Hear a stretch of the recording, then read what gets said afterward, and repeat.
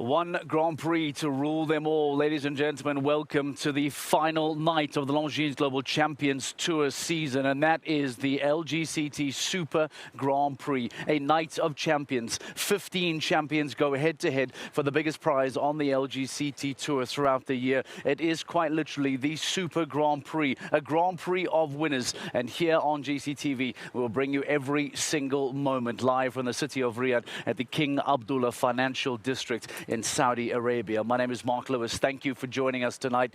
The lights are dimmed. The feeling and the essence is there on a championship night. And because of that, we are joined immediately in the studio by Frederick de Backer, who's here to give us some perspective on a night like this, Frederick. And this really is, in fact, if we dare just turn our back ever so slightly on the cameras, this, in fact, is a gorgeous setting as to how it all just feels today. But this is about the sport. This is about a champions of championship nights.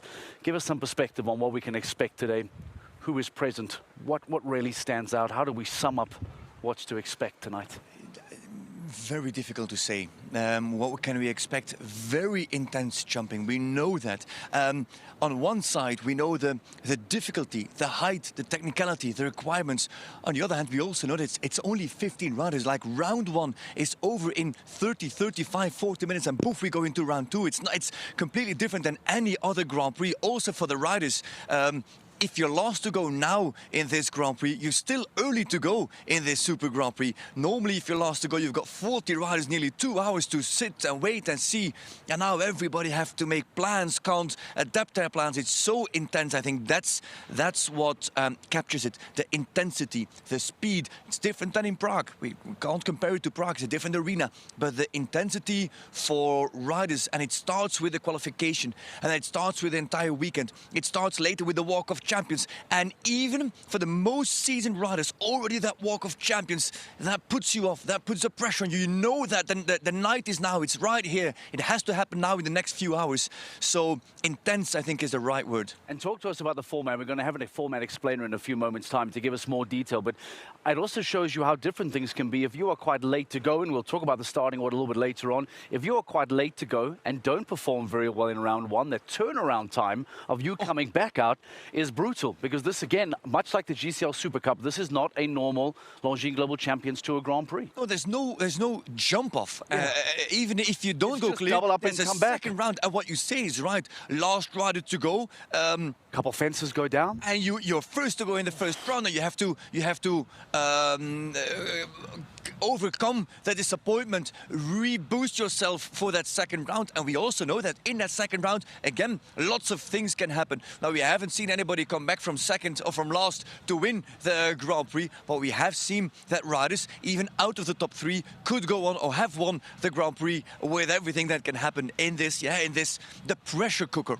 A little bit later on, I want to talk about the starting list, and I want to talk about what horses have been brought here tonight, because you might not think that in this kind of a setting that young horses are the first choice, but there are a couple 9-year-olds in this list, but they are sensational 9-year-olds that the riders are confident that they were able to deal with the quality that is expected and required here on an LGCT Super Grand Prix. We spoke a little bit about the setting. We spoke about being here in Saudi Arabia for the first time from a playoff perspective. Let's maybe meet up with Rosie Turner for the first time and get some perspective on what exactly is in store for us here in this region of Riyadh.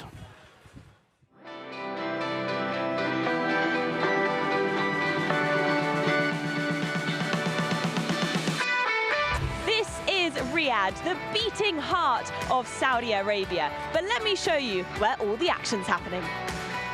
As our competition is held at night time, I thought I'd pop out during the day to show you just where we are. This is the King Abdullah Financial District, Riyadh's crown jewel in modern innovation. Now, not only do these stunning skyscrapers represent the city's vision for the future, but they also the backdrop to our playoffs. But tonight's competition will have a different look, because we are under the floodlights. It's officially nighttime here in Riyadh, and as you can see in the village, it's really, really busy. We've got lots of children here starting to play. We've got a lovely play area. Behind all of this is the King Abdullah Financial District. What a fantastic skyline this is. I mean, in the daytime it looked impressive, but at nighttime it really comes alive here. This wonderful horse sculpture behind. We've even got some bubbles going on here. It does feel like we're picking up that excitement. Now, for everyone here, let me show you where they're going to be viewing this, because tonight is a very special night. As we've said, we're under the floodlights. We've got world-class horses, top-class athletes as well. But this is where the action will be. This is where everyone will be watching from and cheering from this evening. Let's have a little sneak peek at the course if we can. As you can see, it has just got ready, but opposite us here is the VIP area. New for this year, it is double-decker this year. We know it's going to be busy in there.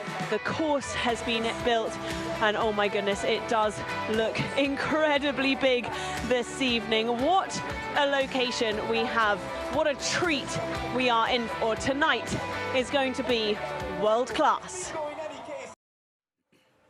One of the most beautiful settings that we can see. Thank you very much to Rosie Turner, giving us some perspective as to where we find ourselves here tonight in the King Abdullah Financial District in Riyadh. The perfect setting for the first time for us to have here the GC playoffs in Saudi Arabia.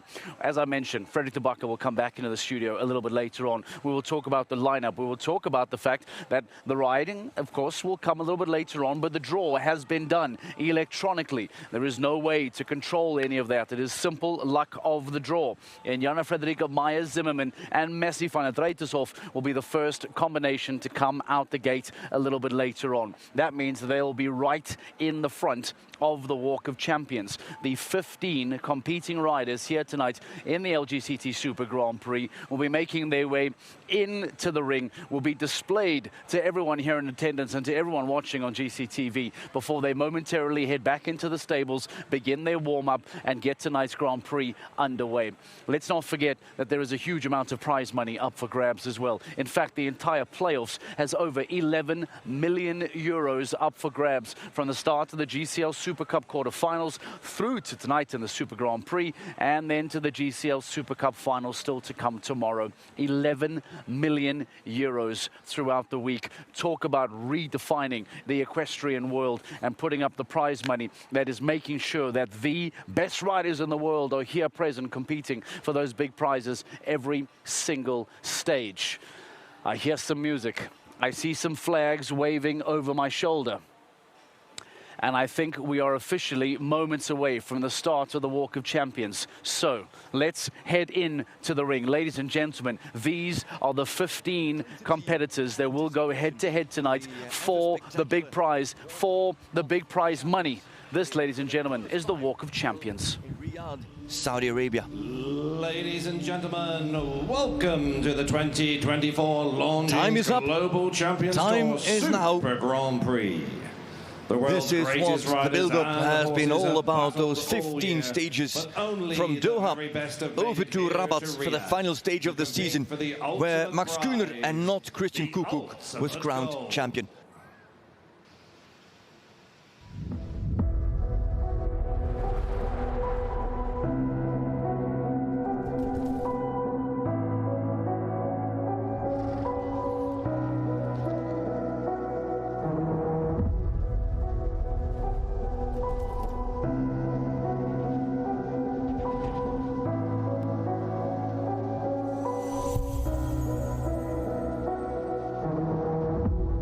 Years, 5 champions, 5 unforgettable podiums. From Edwina Tops-Alexander to Ben Maher, Henrik van Eckermann, Daniel Deusser, and Julien Epeyard. The stage is now set for a new chapter, for a new champion.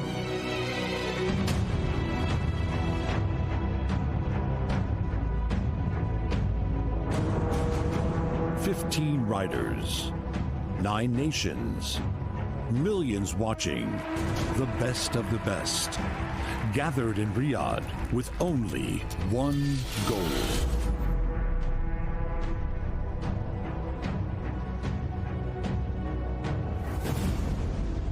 For the glory, for the legacy, for the legend. Let the showdown begin. Nicolas Philippats is shooting for the moon. Del Said goes clear. There is Kukuk. Double clear for Max Kühler. It's Olivier Philippats. Great round. And now clear again. That was brilliant. This is difficult now. She has done it. It's coming, it's right there, pushing. Could it be a win for Thibaut Spitz? Another double clear. Look at the power. He's never jumped a clear. It's another clear.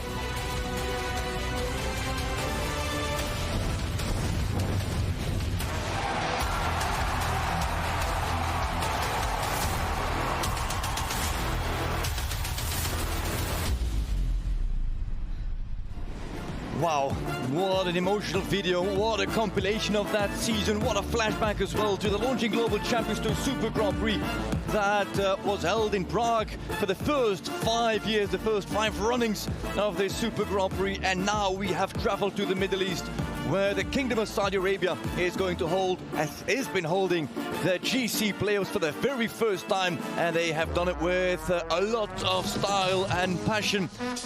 And that same style and passion reflected here in this opening ceremony for the Walk of Champions, where we will discover and get to know those 15 riders. And you at home, you don't need to discover them. You know them. You've been with us all throughout the season. You know those 15 protagonists, those 15 heroes, those 15 champions, those 15 winners that will come through those gates that are somewhat of a benchmark, somewhat iconic, recognizable. That is what the playoffs are all about. It is about top-level sport, unparalleled prize money, but also the spectacle and the ambience all around it. It's what you expect from Global Champions. It's what you will get throughout the nights. And don't forget that tomorrow there is also the Global Champions League Super Cup final, which is a tremendous competition on its own. But for tonight we focus on those 15 men and women with their exceptional horses, and there is so much to tell about those horses. Some storylines are truly exceptional, but we will keep them for us for a little bit longer. First we'll look at those riders. Stay with us for the broadcast as well. At 8 o'clock sharp we start with the broadcast from the Super Grand Prix here in Riyadh. What a spectacular venue. As you can see, course is already built. The Italians have painted and have drawn, have built, constructed and sculpted as only Michelangelo could do it. Abdel Said was the first to win the Grand Prix in Doha. It was his first Grand Prix win on the tour as well, and he did it with Bon Ami. He'll be coming in with Bon Ami as well. There is the Belgian, yet born Egyptian, of course, Abdel Said. Early that he put his hand on the golden ticket for this Super Grand Prix. Selectively brought Bonnie out into those Grand Prix. Of course, also the injury throughout the season when he broke his ankle. But then just in time, back in form, and so is Bon Ami. Upsetting the apple cart, the win of Michael Duffy with Clapton Mouche out in Miami Beach. The only to jump double clear in that Grand Prix, the only clear in the jump off. Technical and difficult jump off, to be fair. Lots of faults, lots of light faults as well.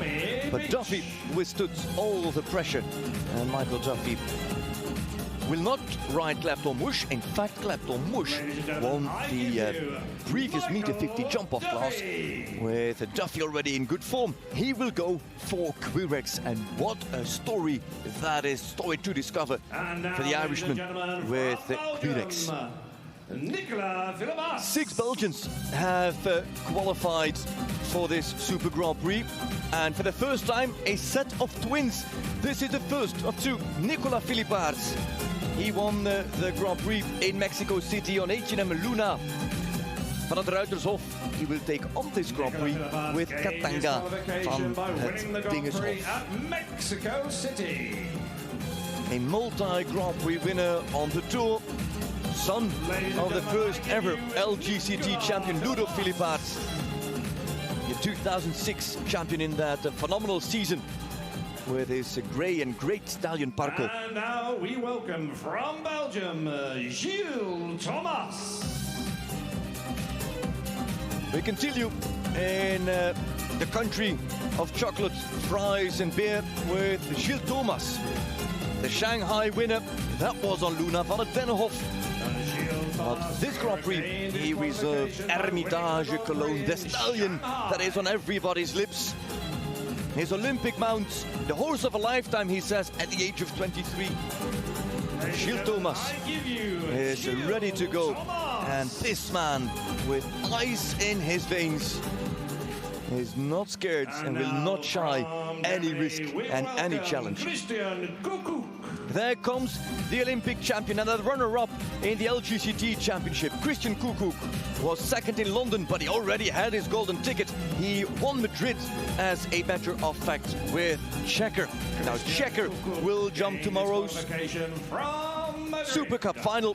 He has Just Be Gentle here for this Super Grand Prix. Just Be Gentle, of course, the mare that won the Doha Grand Prix more than a year and a half ago when we were at the Longines Arena in Al Shakab. That was with Philip Weishaupt, shortly after transferred to this man who this season, whatever he touches, he manages to turn into gold, except for that title. And that title went to Max Kuhner. He won in Ramatuelle Saint-Tropez at the French Riviera, where he won with EIC Cooley Jump the Queue.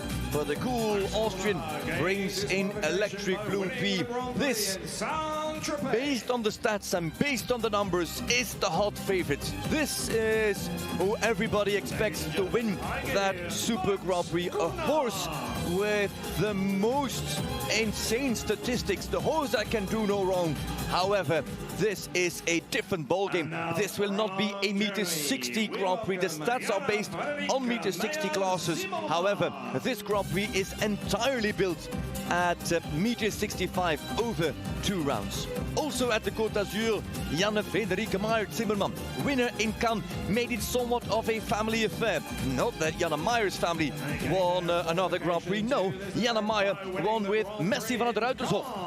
And Messi, actually the 1 year younger brother of H&M Luna van het Ruitershof, who won in Mexico City. What are the odds? Janne Frederike Meyer-Zimmermann, first lady to qualify for the Super Grand Prix of this year. She is also first to go. In Paris, it was Jeanne Sadran who qualified for the Super Grand Prix with her first ever Longines Global Champions Tour win. But Jeanne Sadran elected not to compete in the Super Grand Prix, and so the golden ticket got passed down to this Norwegian, Johan Sebastian Gulliksen. From up north,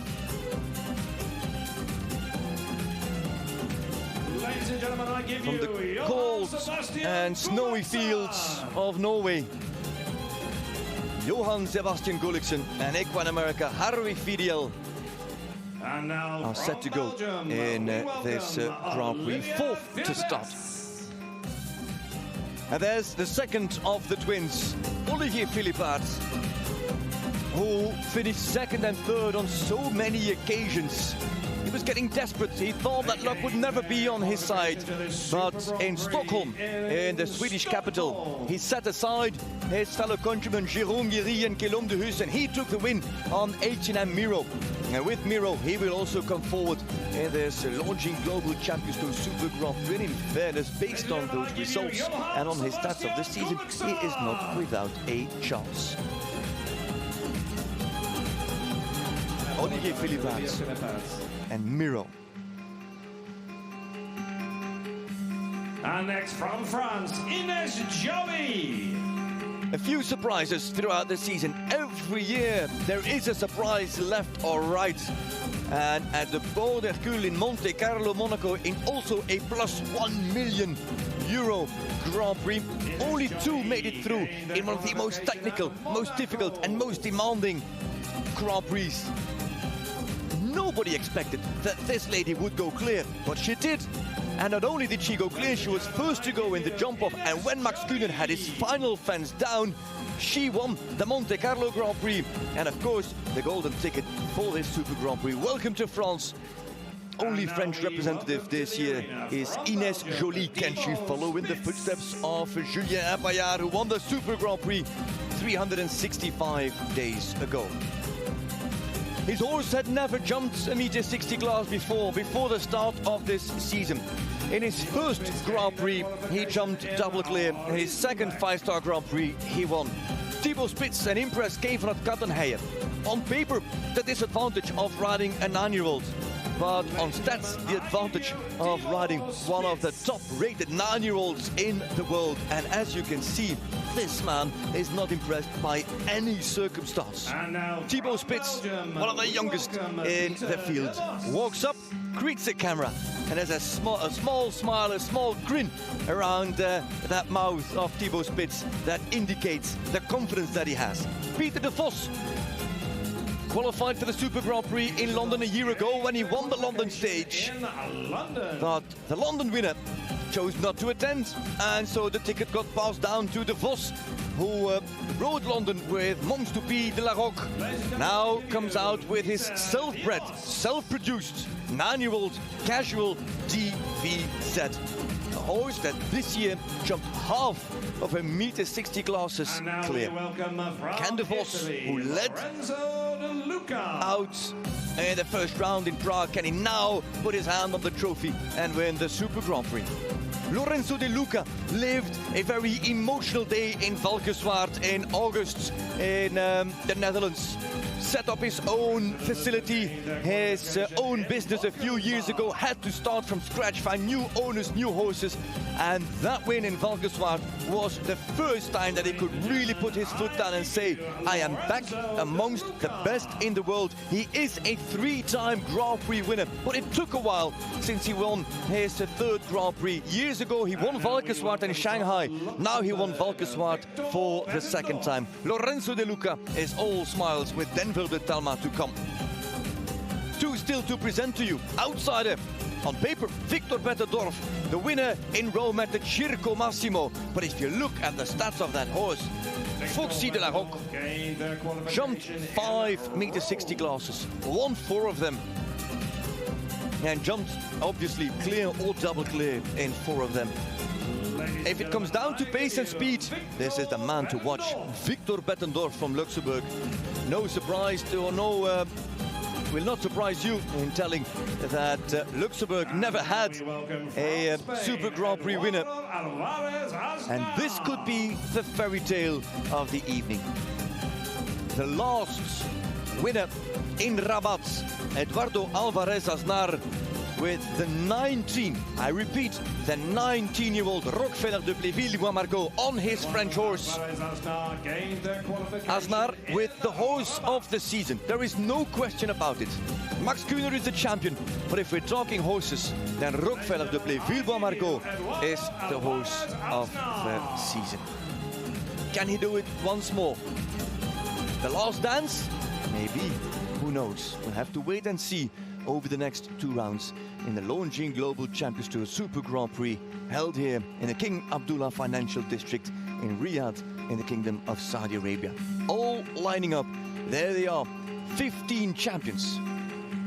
But who is going to be the champion of champions? To the 2024 Longines Global Champions Tour Super Grand Prix.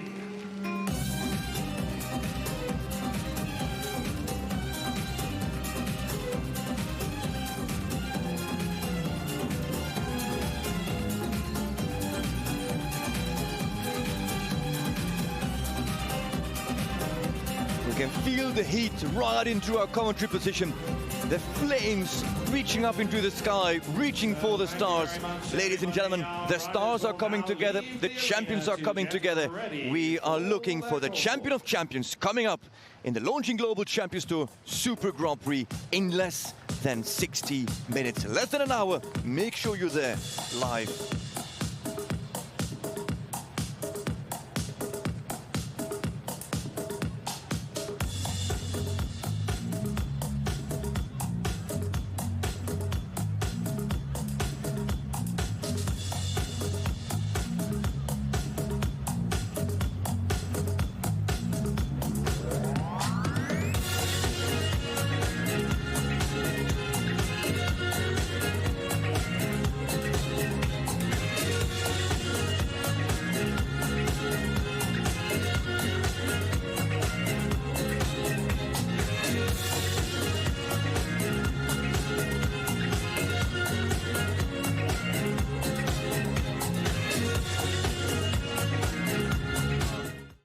That, ladies and gentlemen, is the preview of what is to come later on tonight. The 15 best riders throughout the 2024 Longines Global Champions Tour season, all coming head-to-head. Those 15 winners, those 15 champions, all going in search of glory tonight in the Super Grand Prix.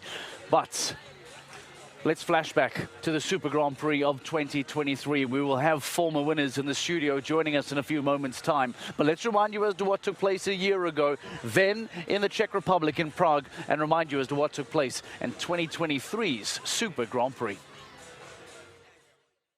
Ladies and gentlemen, welcome to the 2023's highest anticipated show jumping Grand Prix. Christian Kukuk as the first of the riders with just 4 penalties on the scoreboard. Oh, that's where Weishaupt was faulted. Oh, it fell so late. Slightly holding 4, well under pressure. And then 8 penalties in total. It is indeed Max Kühner with up to Chaco Blue. Kühner gives his horse straight away a look at the wavy plank. The plank out of the way. 61.04, Kühner or Allen? It's Kühner or Allen. It is Kühner. Indeed, Belgium Allen was slightly slower in the last part of the course. Kühner increased his lead on the Irishman. Hendrik van Eckermann is the last to kick off on a round of 4 penalties from round 1. A score of 4 penalties. 6 he does to fence 10 and then dives to the inside. He is much quicker. There comes Hendrik van Eckermann, the man who should have won this Grand Prix, who might still win this Grand Prix. And indeed, it is sub 60 seconds, 58.79. Fastest round of all in the lead, but he does know that it is not in his hands. There comes Julien Bayard with Dubai du Cèdre on a very long and straight approach. 8 in the turn, and that's down, and that's gone, and now those 2 very fast men. Julien Bayard is in front of Hendrik van Eckermann to take the lead in the Super Grand Prix of the Longines Global Champions Tour in 2023. No double clear so far, but Bayard guaranteed of the podium. 1.27, Julien Bayard and Dubai du Cèdre beat Hendrik van Eckermann as they're all on 4 penalties. It was amazing tonight. Yeah, my mare was amazing. It's a special atmosphere here. It's a very special victory for me today.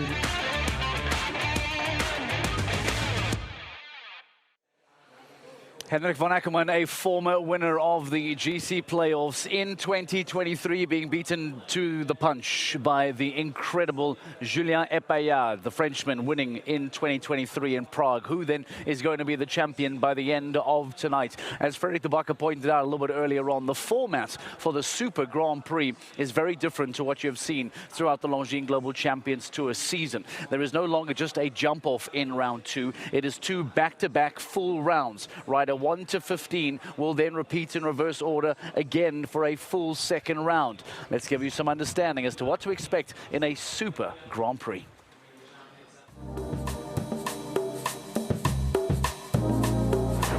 The Longines Global Champions Tour Super Grand Prix is worth 1.25 million euros. and it features all 15 golden ticket winners from the regular season. This Super Grand Prix is held over 2 rounds, and it has no jump-off. The penalties over both rounds are added, and in case of a tie, the time in the second round will be decisive. The starting order for the first round is done by a computer, but the best rider from that first round will be last to go in the second round. Let the Longines Global Champions Tour Super Grand Prix begin. An explainer as to how things will go tonight in the LGCT Super Grand Prix. Slightly different to what you've watched throughout the season on the LGCT season. Previous winners of this competition, you saw there's some highlights of Julien Epaillard being victorious in 2023. I mentioned Henrik von Ackermann. Let's bring up a list to show you who then has won this prestigious award in years gone by. It opened up with Edwina Tops-Alexander at the very first Super Grand Prix as the Australian was crowned champion on that night back in 2018. We mentioned von Ackermann, Daniel Deusser in 2022 on Scuderia Tobago Z, and then in 2019 with the unstoppable explosion, Ben Mayo going on to win the title. And in fact, Ben's still the only season champion to ever win a double and go on and win the Super Grand Prix in the same season. We decided to ask Ben to come and join us in the studio to get some thoughts on tonight. Ben Mayo, thank you very much for joining us tonight. The only man to ever do a double. What's the magic trick, Ben? Having a great horse. Yeah, those days when I had Explosion, just an incredible horse. Never took a lot out of him on the normal team rounds. Very natural ability and great in every setting and every environment. And yeah, he was actually unlucky not to win 2 years in a row the Super Cup. When King Edward won there, I won't forget that little fault in the second round, but yeah, it was a lot of fun. How would you describe what happens here tonight, Ben? We talk about the format being different, but it's so much more than just a change in format. Talk to someone that has never watched a Super Grand Prix. How and why is tonight just such an epic encounter? Well, it looks easy for a start because you only have you have less riders than we normally do in a normal Grand Prix. But as you can see, going down the list here, number of amazing horse rider combinations. Different setting, obviously, here compared to Prague the last years. I think Prague notoriously was a difficult arena to ride in with the curved edges, a lot smaller. We have a lot more space here to ride, but in saying that, the jumps are very light, and the light has proved to be maybe a little bit tricky, very delicate jumping here. So first round is got to leave the jumps up. Faults carry on through to the second round, but normally you need to be double clear and quick to win this evening. I was about to ask that actually about the timing, because it's a bit of a different mindset maybe with 2 full rounds rather than a jump off. How do you play it going into the first one? Like, you want to go clear, but the time does matter as well. Yeah, I mean, there's for sure some horses have an advantage here. They're naturally quick horses. That's where, when I was riding Explosion, his ground speed was a lot quicker than many others. But the key is to lead the jumps up. I don't think you're going to win this evening with jumps on the floor. But being aware of the time, cutting the corners here and there, that does play a big part. Ben, with this being such a challenging night, with this being arguably the biggest and hardest Grand Prix of the year, talk to me about what you think about seeing 3 9-year-olds in the starting lineup. What does that say about the decision-making behind those riders, the bravery, the ability of those 9-year-olds? That's not something you perhaps would imagine on a stage this big. No, the Global Tour season's been long, and it allows a lot of younger horses to get valuable experience. At the same point, this week's a difficult week. You have the GCT final and the Super Cup this evening. So I'm sorry, the LGCT. So it's people are playing with horses. What some horses may need to jump at the final tomorrow that cannot jump this evening, whatever. But in the end, I think my personal opinion is the experienced horses will come through this evening. Well, a lot of the experienced horses, actually, if you look at the list, get to go last in the lineup. How much does the lineup make a difference from a rider's perspective? I think statistically they say that if you go first, that's the prime position to jump clear rounds, because you kind of go in, you ride your own round, you don't worry about what everybody else is doing. No influence from anyone. Exactly. So Jana Fredrik-Meyer, she's in form. Messi's an unbelievable horse. Doesn't have a great draw this evening, but for me, she's one of the big contenders this evening. But if you go later on in the draw, if there are some tricky parts to the course, time for sure is a hard thing to judge when you're going early in the class. If you look at the start list, Ben, you get the feeling that there's a lot of fresh new faces coming in here. We don't see a Ben Meyer, a Henrik von Ackermann, a Julien Epayard, and Edwina Tops-Alexander. This is an opportunity for these riders to really shine on a stage like this. You've mentioned Jana. Still obviously some recognizable names, no doubt. But who else really looks good for you? Who else do you think can really take a shot at tonight? Not just because he's my teammate, but Max Kuhner, Electric Blue. He's on form. Obviously, he won the overall title this year. Christian Kukuk's in form. This year's been a difficult year when you have an Olympic Games. It also plays a big part in when we use the horses, when we rest them. And obviously you've got some younger contenders in there. But Lorenzo De Luca I wouldn't rule out either. Very on form, and that horse is quick if he needs to be fast in the second round. Lorenzo is also all smiles most of the time, but the focus underneath of that is huge. I think we all see him on a level of kind of smiley, happy chappy, quite jokey, but I can imagine that coming tonight will be a very different difficult time trying to separate who you are backing. I can't decide. This is the truth behind it. We spend a lot of time with these riders throughout the season. They all come down to this final point, and it felt as if during the Walk of Champions, every time a new rider came out, you were saying in our ear, oh, he looks really good tonight, she looks really good tonight.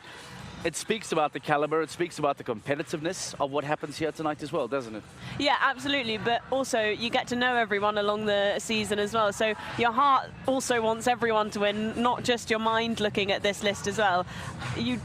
All the riders deserve this tonight. There's a story with every single combination tonight, which is what is so exciting. Victor Bettendorf as well, I spoke to yesterday. He won the 5-star class yesterday, and I said, it's a good start to your week, and he said, well, as long as I end up in the winning position tomorrow, we'll be happy. So there's just determination everywhere, but don't ask me who to choose because I won't give an answer because I don't know. And as a man who's won everything, where do you rank something like a Super Grand Prix? What can it do for one's career? What kind of springboard does this offer someone that by the end of tonight will not just, of course, walk away with a big prize of money, but from a career perspective, what does winning here tonight, about winning a Super Grand Prix, how does that elevate one's career? To what point? To what degree?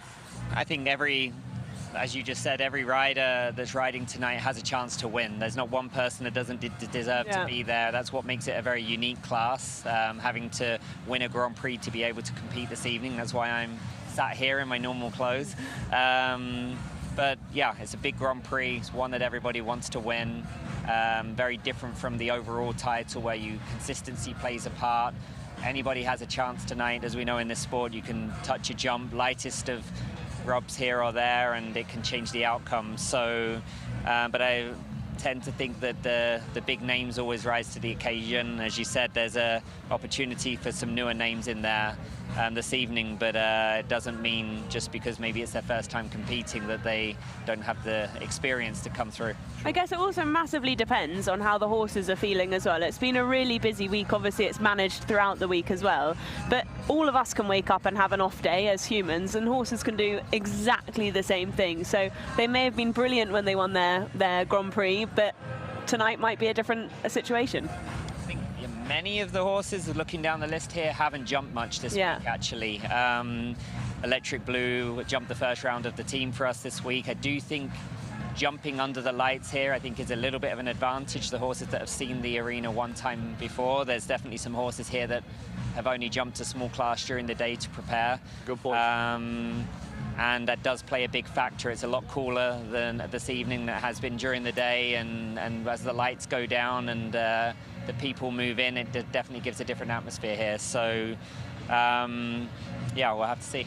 All right, well, Ben Meyer, thank you very much for your time tonight. We appreciate it. Rosie, we're going to let you get into the ring. You have some work to do as well. Ben Meyer, a season champion, of course, 3-time season champion and a Super Grand Prix winner as well. The only man to ever win the season and Super Grand Prix in the same season, joining us in the studio, giving us some wonderful insights. This is what the start list looks like for tonight, by the way. This is some perspective on how the riders are going to come out from start to finish. Thank you, Ben. We mentioned that Jana Frederika Meyer-Zimmermann is going to be the first of the riders out the gate.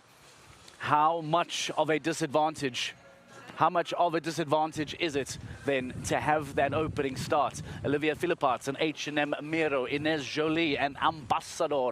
Johann Sebastian Gulliksen comes through on Equine America Harwich. Peter de Vos, you talk about experience. Well, he has all the experience in the world. Thibaut Spitz, a young man with a young horse ready to shock the world. But Hermitage Cologne and Gilles Thomas, you cannot look beyond that combination. Forget age, forget experience. Take a look at horse ratings, take a look at ability, and all of a sudden you look and think that there is a real opportunity there for Hermitage Cologne to go on and win tonight. A lot of people keeping an eye on Lorenzo De Luca, Eduardo Alvarez Aznar. Is that the fairy tale story? Christian Kukuk and Max Kuna version 2.0, the rematch. Abdel Said from Doha, the very first winner.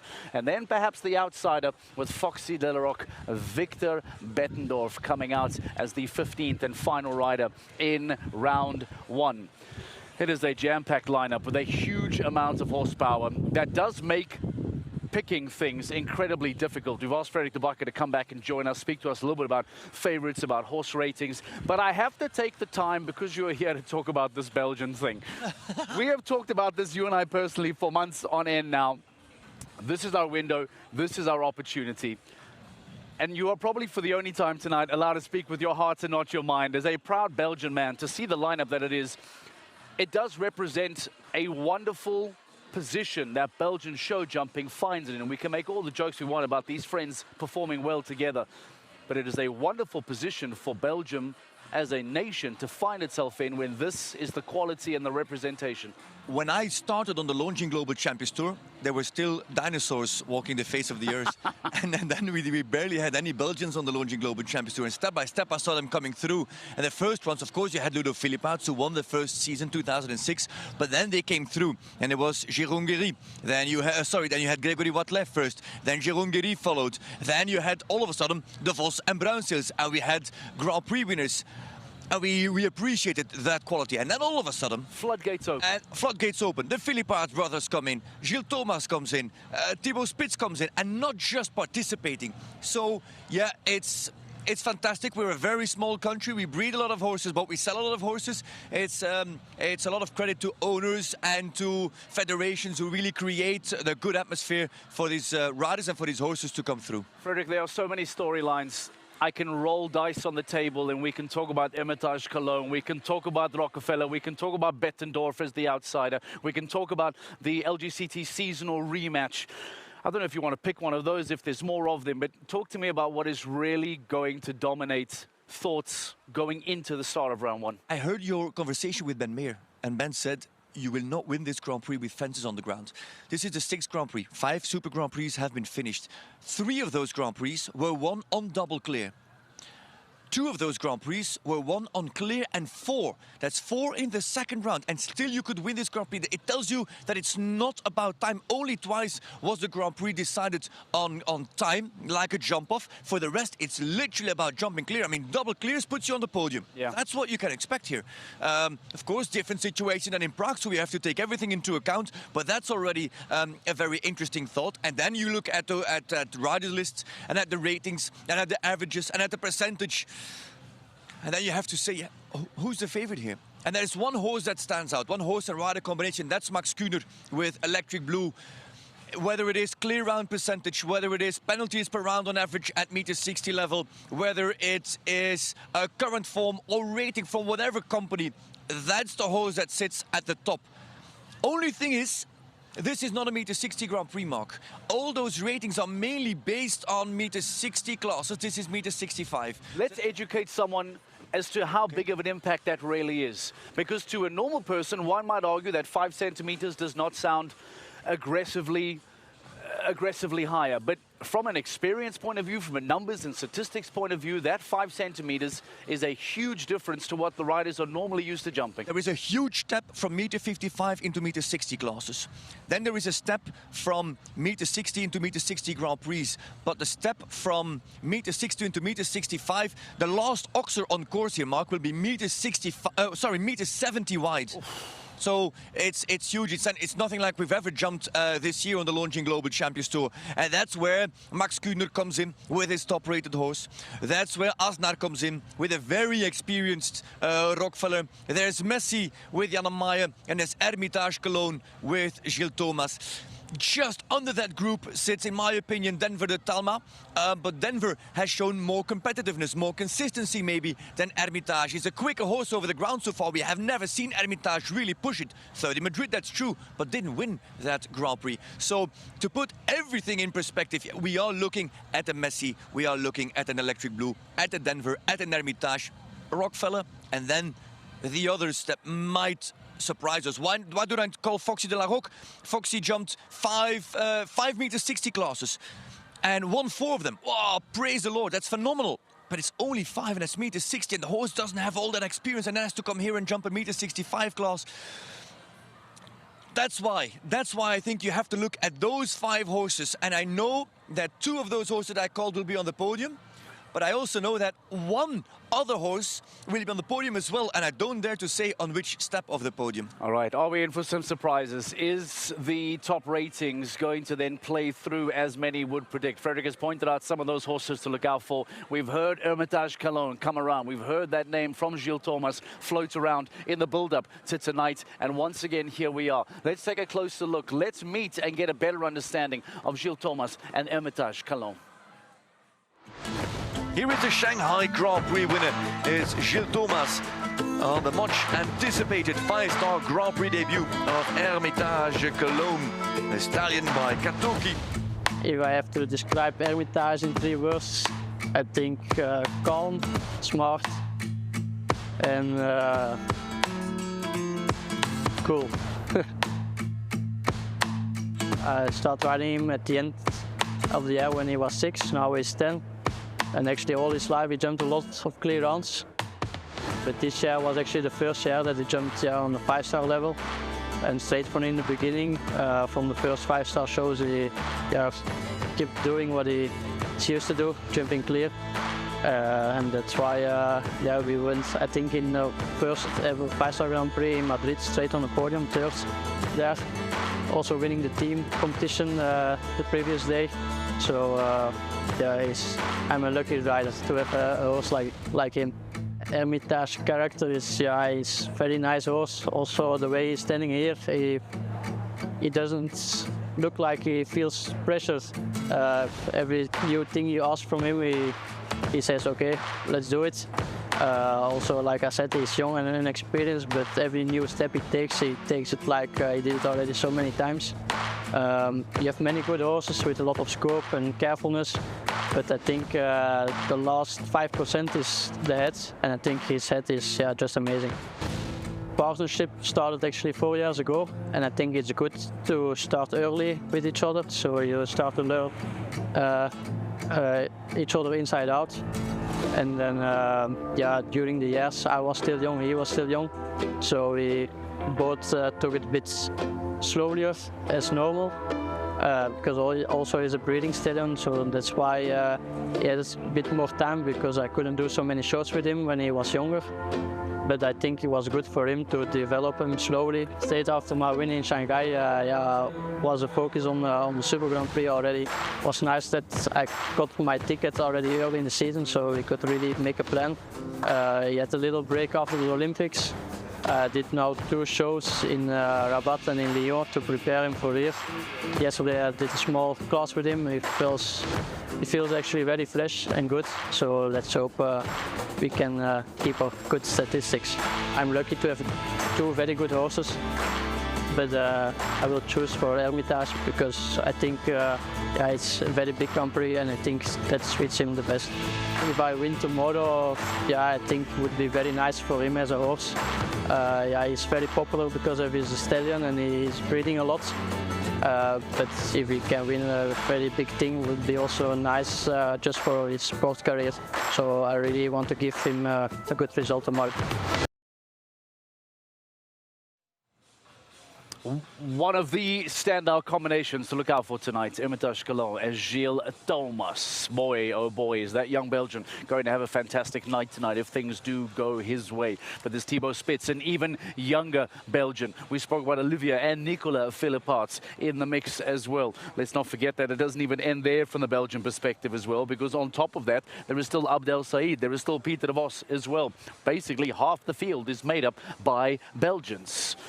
But it's not just about where you're from, it's who you bring and what you have to ride. So Frederick spoke about horse ratings, he spoke about experience. Let's now go back to him inside the ring. Frederick de Backer, let's talk about what has been lined up today. You mentioned earlier on about the difference, the jump from 160 to 165. I imagine this to be testing. I expect it to be difficult. Show us and tell us what exactly is standing out for you tonight.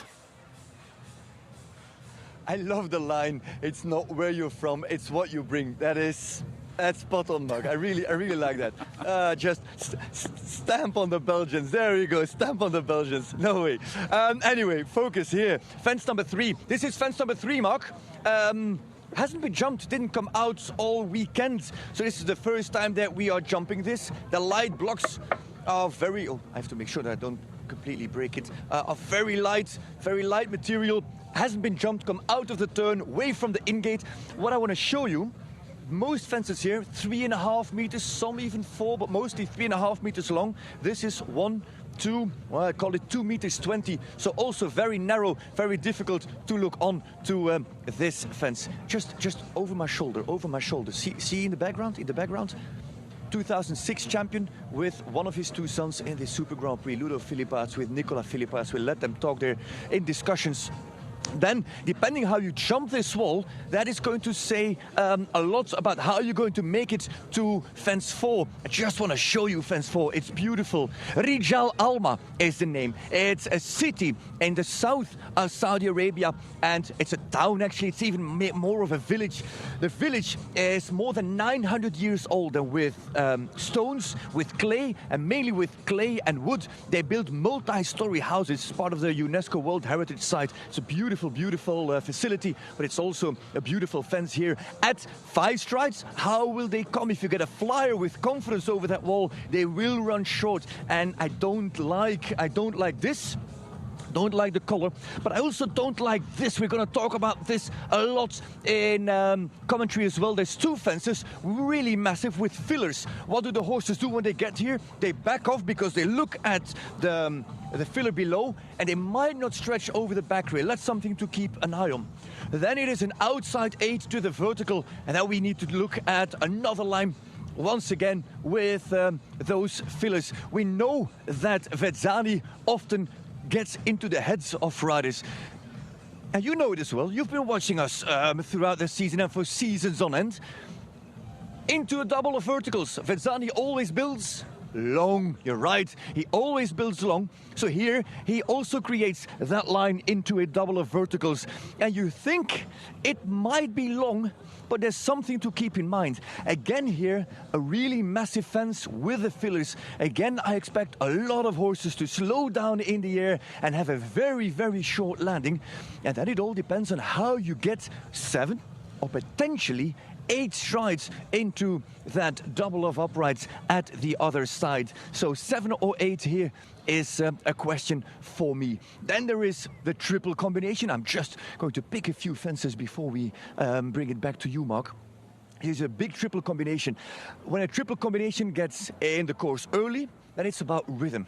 When a triple combination gets in the course late, it's about stamina and power and fitness at the end. And don't forget, this is a 2-round competition. But when a triple combination at the end of a course is Oxer vertical, tall vertical in the middle, and then the Oxer, this is by the way Stefano Grasso, he is a long-time photographer of the Longines Global Champions Tour, but just look at the width and that Oxer. If we just turn the camera around, this Oxer is huge. It's 1.65 m coming out, so this is really about power. Is this the biggest fence on the course? No. If we turn around, over there, that is the widest fence. It is fence number 13 in the black and yellow colors, 1.70 m wide. That is the final stretch in the first round, Mark. You always ask me, what is the comparison to an animal in this course? If I have to pick, it would be a dragon, because you really have to fly over these fences, you have to stretch, and you have to be something else. You can't be anything regular. I love the dragon, Frederick. You're getting better and better at this. And with a day still to come in the GCL Super Cup final tomorrow, there is pressure on these shoulders to deliver something incredible tomorrow. You need to be like a dragon to defeat this course, says Frederick de Backer. Thank you, Frederick. We'll get back to you in a few moments' time. Some perspective on what to do today in the LGCT Super Grand Prix live in Saudi Arabia. Boy, folks, we have a course lined up for you today. We have a lineup for you tonight. 15 champions throughout the 2024 season, all now going head-to-head for a Champions of Championship night, for massive prize money, and for the honor and pride of being crowned a Super Grand Prix champion at the end of the season. Now, in fact, Frederick de Backer was walking around there. We saw Ludo Philippaerts speaking to Nicolas Philippaerts, back to the 2006 LGCT champion, if I'm not mistaken, standing by alongside now with Rosie Turner. Rosie, let's hear from Ludo and what he has to say about tonight, and of course having his two sons go head-to-head in tonight's competition. Thank you, Ludo Philippaerts alongside me now. First of all, just how are you feeling? You've got both of your sons jumping the Super Grand Prix this evening. How are the nerves? Well, I think I'm very happy. I'm very happy to have both sons in the super final. I don't think it's going to happen every year. I'm actually quite a bit nervous because it's quite a big class, and for us it looks like the Olympic Games today. To have both of them win a Grand Prix this season and to be in this Super Cup, how proud were you of them? Particularly, Olivier wanted that so much in Stockholm. Well, I'm very proud about that, and it's just a dream for the parents to have children that can compete in the final and can win once the Global Champions Tour. I was the first winner of the Global Champions Tour, and so it's for me very nice that my children can complete this. They're really carrying on your legacy as well. They come here with two different horses tonight, and different horses jump around very differently. So how are they going to approach this evening on both of their different horses? Will they approach it differently? I think they are both different horses. Katanga is a bit different than Miro, and I think they will ride both a little bit different, the lines. But they are both very good in form, and we hope they do well today. Talk to me about the course then. You've had a little look. I know you were chatting to the boys just now as well. What are you thinking? Well, I think it's quite big, quite hard. I think when the time is short, it will be a difficult course today. How much has it changed since your time in 2006 when you first won for the first championship? Well, it changed quite a lot, really a lot, and it improved a lot, and the Global Champions Tour improved also a lot. It's really fantastic to be here. I know you probably won't be able to answer this question, but you've got the twins jumping tonight. Which twin wins? I don't know, it's difficult to say. I think they are both in form, they have both a chance, but the other 13 riders are also all very good, so it's a chance for everybody tonight. Listen, I wish both of them really good luck, and I know that you'll probably be watching from the Kiss and Cry, potentially through your hands this evening, whether you'll be able to watch that or not. That is Ludo Philippaerts talking about his boys. Both of the twins are in the Super Grand Prix. That is extraordinary in itself. Thank you very much, Rosie Turner. That is cheeky. Asking a father, who do you think's in better shape? Ludo doing his absolute best to try and avoid the question. He compliments both of his boys, but then reminds us that there is a very good, strong field here of all the other 13 riders that have the perfect ability to go on and find themselves on top of the podium by the end of the night. There will also be a lot of eyes on Ines Joly. She had an incredible win on the LGCT Tour earlier on this season, going on to win in Monaco, beating Max Kuhner, the overall champion. What a night it was for her, the young French woman, and in fact the only French competitor here present tonight. Let's take an extra moment to hear from Ines Joly. Ladies and gentlemen, welcome to a special night in Monte Carlo, Monaco. Welcome to the Grand Prix that is worth 1.5 million euro. Start list, ladies and gentlemen. Well, there's not much I can tell you, can I? Ines Joly and Max Kuhner, only two in the jump-off. Well, it was unbelievable because at the middle of the class, I was like, okay, all the best riders are coming now, so we're gonna end up 6, 8. And when I saw we were just two, and with Max, I was not believing. If she jumps a clear, she's putting pressure on Kuhner, no matter how fast or slow she would be. Really luck on my side because it was the first time I would make a jump off this level. And before entering to the ring, it was like, let's focus, we have this plan, go for it, and don't let it pass. Take the opportunity, keep it up, breathe. Last fence coming up, Ines Jolie, full double clear in Monte Carlo, Monaco. It's bingo in any case. There's the ambassador. There's Ines Jolie. It's 42-3-2. Now come get it, Max Kuhner. You know what it means if a rail would fall, but it's not going to fall. Here comes Kuhner on his favorite hunting ground. No, it's gone. It's the win for Ines Jolie. And paid off. What a massive moment that was, not just for Jolie, for Max Kuhner at the time in the overall championship, but from the overall season as well, to have Ines Jolie win that Grand Prix, the €500,000 Grand Prix, and get a golden ticket to compete in the Super Grand Prix. That was a defining moment. Ladies and gentlemen, who is the final rider to come out tonight? That belongs to Victor Bettendorf and Foxy de la Roque, one of the names that Frederick de Backer spoke about as well. I took some time to speak to the man from Luxembourg to get to know him a little bit better as well as he prepares to be the final man out the gate in round one. So I'm Victor Bettendorf. I'm 34 years old. I come from Luxembourg, but I'm living for 4.5 years now with my wife in France, close to Deauville.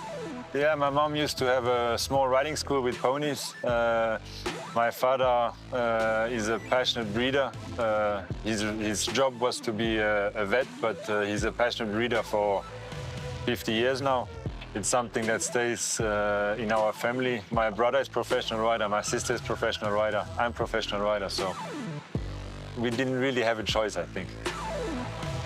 It's the first time I'm riding or competing outside of Europe. It's the first time I took a plane with my horses to ride a show, so there were a lot of first times, but everything went really good. We got a lot of help, so now I'm really happy to be here and to enjoy. When you look back in your mind to Rome now, what are some of the memories that come up? It's great memories because I had no pressure at all. I was just enjoying myself and my mare doing the Grand Prix. But probably if I would have known that I have to win a Grand Prix to be at the super final, I would have been a bit more stressed. But as I didn't know, I just enjoyed, so it was a bit easier for me. Tell us a little bit more about Foxy. She's homebred. I ride her since she's 6 years old. She did a little bit of national shows when she was 6, maybe 10 classes. She never jumped a lot. We always tried to preserve her and to build her for the big sport. She jumped her first ever ranking class just last year in August. And since that day, she's jumping a bit higher, and then she knows how to jump a bit higher, and then she knows how to do. So she's careful, scopy, and she has the biggest heart that a horse can have, and a mindset that's extremely competitive. She wants to go in the ring and she wants to win. What are you expecting then from the Super Grand Prix? I think it will be really high, really technical. So I think we need to be really focused and to be concentrated, because it will be probably one of the biggest Grand Prix I ever jumped. So I think it's a real challenge. I think the last years are moving quite fast for me, because before I went to move to my wife's place, I never won a Grand Prix in my life. My first ever Grand Prix I won, I was 31, my first two-star Grand Prix, and that's just 3 years ago. I achieved to be on a certain level that a lot of riders who are riding very good are always dreaming about and never achieve. So yeah, I try to enjoy and to make the most out of it. So that is Jolie and Bettendorf. Why don't we take a moment to see the other competitors and remind ourselves as to how they got to this point tonight on the LGCT Super Grand Prix.